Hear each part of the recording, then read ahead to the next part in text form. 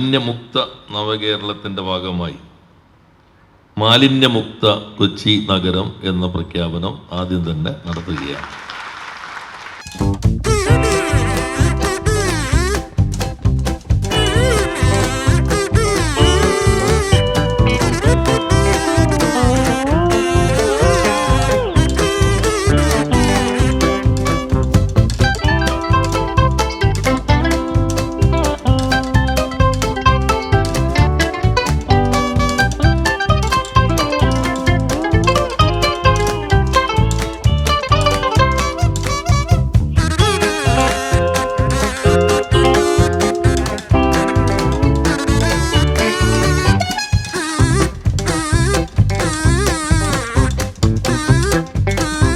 കൊച്ചിയിൽ എവിടെ നോക്കിയാലും ചവറാണ്.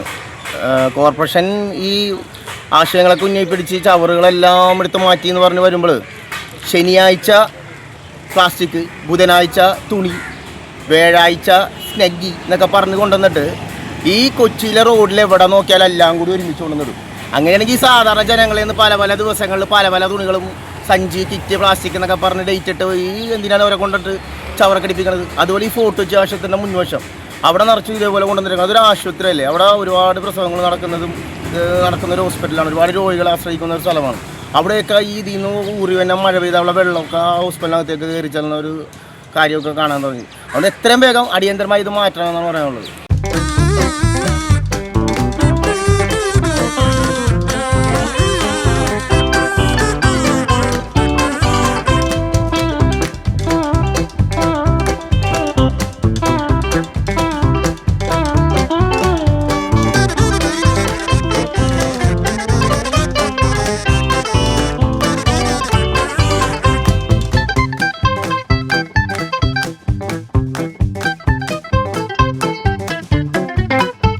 റോഡ് സൈഡ് നടക്കണമെങ്കിൽ കംപ്ലീറ്റ് ചവറുകളുടെ ബഹളമാണ്.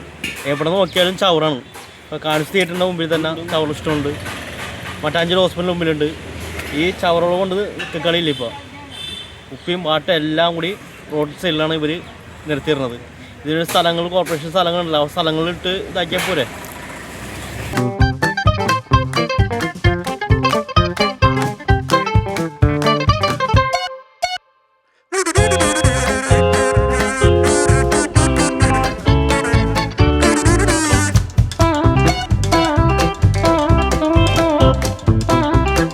ഈ കൊച്ചിയിലേക്ക് കടന്നു വരുമ്പോൾ പ്രധാനപ്പെട്ട റോഡുകളെല്ലാം നമുക്കറിയാം. ഇപ്പോൾ ചുള്ളിക്കേന്ന് കയറി വരുമ്പോൾ ഗാലക്സിൻ്റെ അവിടെ കുന്നുകൂട്ടി ചവറുകൾ ഇട്ടിരിക്കുന്നു.